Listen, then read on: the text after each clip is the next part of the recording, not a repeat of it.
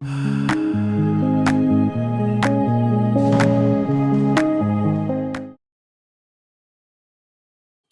Market ने अपना bottom बना लिया है?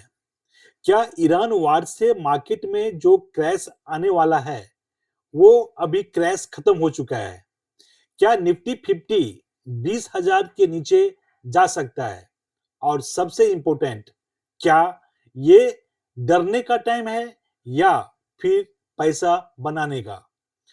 2008 का ग्लोबल फाइनेंशियल क्राइसिस हो या 2020 का कोविड 19 क्रैश, हर बार मार्केट नीचे गिरा है और वहीं से सबसे बड़ा पैसा बना है। आज के इस वीडियो में हम डिटेल एनालिसिस करेंगे वार के बारे में। जो वार आखिर किस हद तक जा सकता है और वहां पे निफ्टी का टारगेट क्या हो सकता है। साथ में ही हम fundamental P PE ratio, price to earning ratio, हमें क्या सिग्नल दे रहा है? क्या ये सही टाइम है according to price to earning ratio market में एंट्री करने का? और एक स्मार्ट इन्वेस्टर को इस क्रैश में क्या करना चाहिए?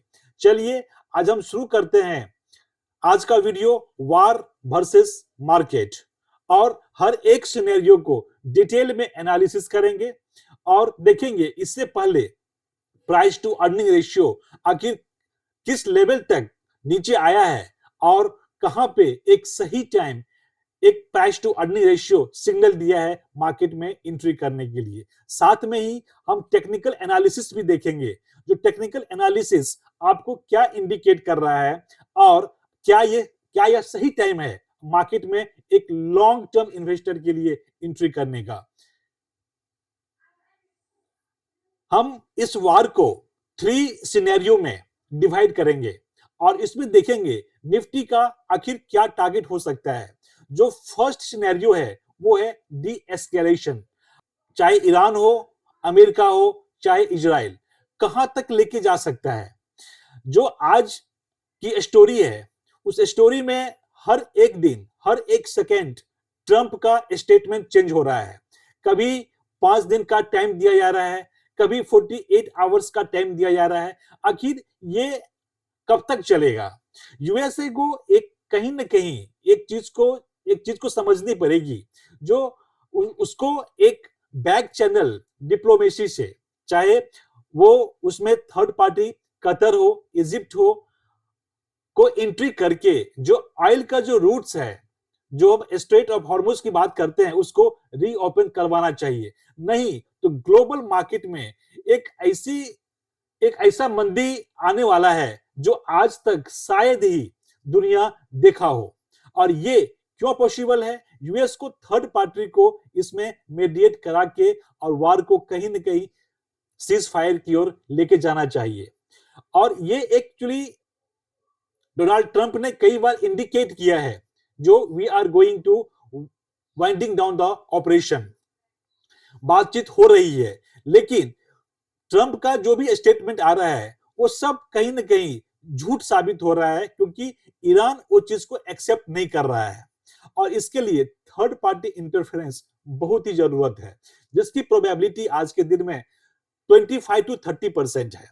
और अगर ये बैक डोर से अगर थर्ड पार्टी इंटरफेयर करके कहीं ना कहीं डी एस्केलेशन के ओर अगर गया मार्केट, तो निफ्टी का टारगेट जो आपने आज तक देखा भी होगा, इससे पहले 22,500 आ चुका है मार्केट, ये 22,500 से लेके 23,000 तक एक निफ्टी आ सकता है, जो ऑलरेडी फर्स्ट केस तो आपने देख लिया है, जहां पे एक टेनिक्स भी बहुत ही जल्दी आपको क्विकली इरोड होते हुए दिखेगा। एफआई रिटर्न हो सकता है और जो ऑयल का प्राइसेस है वो आपको कहीं ना कहीं स्टेबलाइज होते हुए दिखेगा। सेकेंड केस जो हमने लिया है वो है एक कंट्रोल्ड प्रोलॉन्ग्ड कॉन्फ्लिक्ट। जो इस वार को देखते हुए ऐसा लग रहा है ये कहीं ना कहीं एक लंबा टाइम ये खींच सकता है वार को कंप्लीटली सीज फायर की ओर लेके जाने के लिए। और इसके लिए जो टाइम जो मिनिमम लग सकता है वो है 2 से 4 महीने का। इसमें एक तो हो सकता है जो वार फुल फ्लेज वार ना हो, मिसाइल जो अटैक्स है दोनों तरफ से कंटिन्यू रहे, हॉर्मुज का जो अभी जो स्ट्रेट ऑफ हॉर्मुज है वो ऑलरेडी डिसरप्टेड है और ये आगे भी इसका डिसरप्शन कंटिन्यू रह सकता है। इसका प्रोबेबिलिटी अगर आप देखेंगे 50% है जो मोर रियलिस्टिक है। और अगर ये 2 से 4 महीना अगर कंटिन्यू रहा तो निफ्टी का टारगेट आप आने वाले दिन में देख सकते हैं 20,500 से 21,500 तक। आखिर ये क्यों हो सकता है? 20,500 या 20,000 के आसपास निफ्टी क्यों जा सकता है? इसका रीजन है जो अगर ऑयल प्राइसेस अगर इन्फ्लेटेड रहा, अगर आने वाले दिन में इंक्रीज हुआ तो no doubt RBI rate cut में डिले कर सकता है। इसके ऊपर हर एक कंपनी के ऊपर एक अर्निंग प्रेशर आएगा आने वाले दिन में और इससे आपको इन्फ्लेशन बढ़ते हुए दिखेगा। हर एक कंपनी का अर्निंग आपको नीचे आते हुए दिखेगा और वो रीजन बनेगा जो निफ्टी आपको 20,000 के आसपास दिखे। जो थर्ड सिनेरियो है वो नो डाउट अभी तक के गेम में, अभी तक के वार के सीन में ऐसा नहीं दिख रहा है, लेकिन प्रोबेबिलिटी इसका भी है डायरेक्ट अटैक्स हो ऑयल इंफ्रास्ट्रक्चर के ऊपर में। ओके, ये एक वर्स्ट केस है। इसमें मल्टीपल कंट्रीज इन्वॉल्व हो सकता है। जैसे आज आपने देखा होगा यूएसए के साथ यूरोप भी अभी कुछ कंट्री शामिल होने का सिग्नल दे दिया है। वो चाहे यूके की बात करें, ऑलरेडी उसने इंडिकेट किया है जो हम आपके साथ में हैं इस वार में। और हॉर्मुज का जो रूट है, स्ट्रेट ऑफ हॉर्मुज जो है वो फुल्ली ब्लॉक्ड हो, जो आज के दिन में कुछ कंट्री के लिए ईरान ने ओपन किया है विथ सर्टेन कंडीशन, ये आपको फुल्ली ब्लॉक्ड हो जाए जिसकी प्रोबेबिलिटी 20% है। और अगर ये हुआ तो निफ्टी नो डाउट 20,000 के नीचे नहीं 18,000 के आसपास आ सकता है। और ये तब कंडीशन बनेगा जब ऑयल का प्राइसेस आपको 120 यूएसडी डॉलर पर बैरल के ऊपर आपको जाते हुए दिखेगा। इससे इंडियन इकोनॉमी के ऊपर में, इंडिया का करंट अकाउंट के ऊपर में एक प्रेशर होगा और एक ग्लोबल रिसेशन का एक रिस्क है। ये जो तीनों आपको सिनेरियो में दिया हूं, इसके साथ में हम फंडामेंटल भी देखते हैं, टेक्निकल भी देखते हैं और ये चीज को एक प्रूफ करने का मैं ट्राई करूंगा जो आपको ये लेवल आने वाले दिन में क्यों दिख सकता है। अगर हम हिस्ट्री देखें, हिस्ट्री में जैसे डॉट कॉम बबल्स आपने देखा होगा 2000 से 2001 तक रहा। इसमें अगर ये डॉट कॉम बबल आने से पहले निफ्टी 50 का जो हाई था, पीक, उस टाइम में प्राइस टू अर्निंग रेशियो 25 और 28 के बीच में था। लेकिन जब ये बॉटम आया 2001 में, उस टाइम में जो प्राइस टू अर्निंग रेशियो था वो 12 टू 14 था। और ये मैं कई बार वीडियो में बोल चुका हूं, जो ये जो एक 12 से लेके 16 तक जो पी रेशियो होता है वो लॉन्ग टर्म इन्वेस्टर के लिए सही टाइम, सही अपॉर्चुनिटी होता है लॉन्ग टर्म के लिए इन्वेस्टमेंट करने के लिए। और ये जो डॉट कॉम बबल हुआ था वो एक्चुअली मार्केट करेक्ट हुआ ड्यू टू ओवर वैल्यूएशन था। हमने इसके बाद हमने ग्लोबल फाइनेंशियल क्राइसिस देखा 2008 में, इसमें बैंकिंग कोलैप्स था। इसमें कोलैप्स होने से पहले निफ्टी का 50 का पी जो हाई था वो 28 और 29 के आसपास इसका पी था। लेकिन जब बॉटम हुआ 2008 में तो 10 से 12 के बीच में था। और मेरे दोस्तों, ये जो था एक हिस्ट्री का सबसे सस्ता वैल्यूएशन पे स्टॉक आपको मिल रहा था इन द ईयर 2008 में। और मैं बार बार ये चीज को बता रहा हूं, आप तीनों तीनों ही क्राइसिस में देखोगे निफ्टी कहीं ना कहीं आपको 12 से 15 के बीच में आपको पी आते हुए दिखा है और वह एक सही टाइम हुआ है। चाहे हम कोविड-19 की बात करें जो एक शॉर्ट टर्म क्रैश हुई थी, उस टाइम भी आपको बॉटम पी जो था निफ्टी का वो 17 से 19 के बीच में आया था। इसमें नो डाउट एक मासिव लिक्विडिटी से आरबीआई ने हेल्प किया मार्केट को और आपको मार्केट बहुत ही जल्द ही उसमें रिकवरी आते हुए दिखा। हम अब आपको चार्ट के द्वारा ये चीज समझाने का कोशिश करता हूं जो आखिर चार्ट क्या इंडिकेट कर रहा है और क्यों मैं बता रहा हूं जो निफ्टी में अभी बॉटम आना बाकी है और ये निफ्टी क्यों आगे चल के आपको 20,000 या 20,000 के नीचे भी आ सकता है।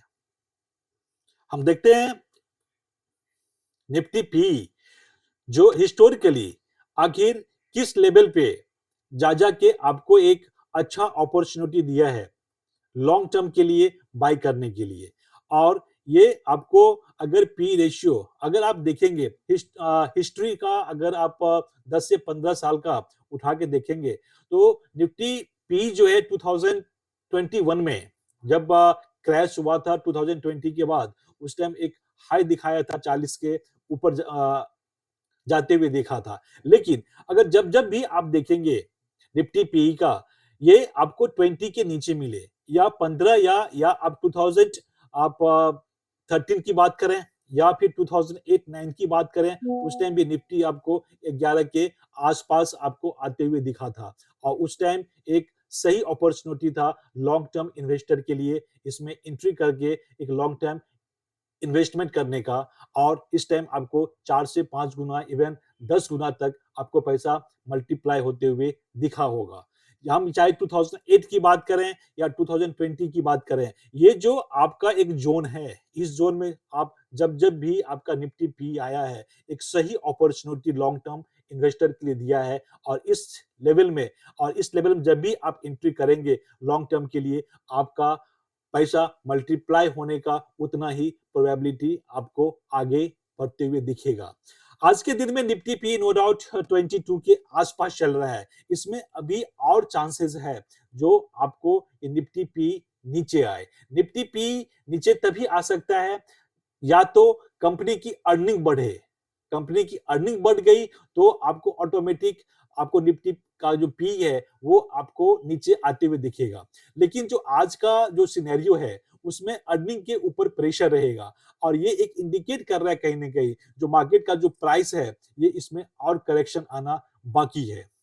हम देखते हैं टेक्निकल में जो टेक्निकल एनालिसिस अगर आप देखेंगे तो निफ्टी का में एक आपको सिंपल ही अगर आप हिस्टोरिकल पैटर्न के ऊपर अगर आप बिलीव कर रहे हो तो आप जब जब भी देखो चाहे आप इस पॉइंट के ऊपर देखो निफ्टी जब भी 50 मंथली मूविंग एवरेज को टच किया है तो वहां से एक रैली आई है। लेकिन जब जब भी ये निफ्टी 150 मंथली मूविंग एवरेज के आसपास आया है उस टाइम आपको एक लॉन्ग टाइम के हिसाब से एक अच्छा वहां पे आपको ग्रोथ देखने को मिलेगा निफ्टी 50 में। आज के दिन में ऑलरेडी निफ्टी 15 to 20% करेक्ट हो चुका है और जो टेक्निकल इंडिकेटर है उसमें आप ये चीज बार बार आपको मैं अपने प्रीवियस वीडियो में भी बोला हूं जो 50% रिट्रेसमेंट वो मार्केट का हक है, वो कभी भी आ सकता है। जितना उसने रैली किया है उसका 50% नीचे आना एक मार्केट का हक है, वो आपको आते हुए दिखेगा। और आज के दिन में अगर हम निफ्टी 50 का जो हाई है उससे लेके अगर निफ्टी का 50% रिट्रेसमेंट देखें तो मेरे दोस्तों ये आपको कहीं ना कहीं 17 से 18,000 के आसपास आ रहा है और ये आपको आने वाले दिन में शायद देखने को मिले।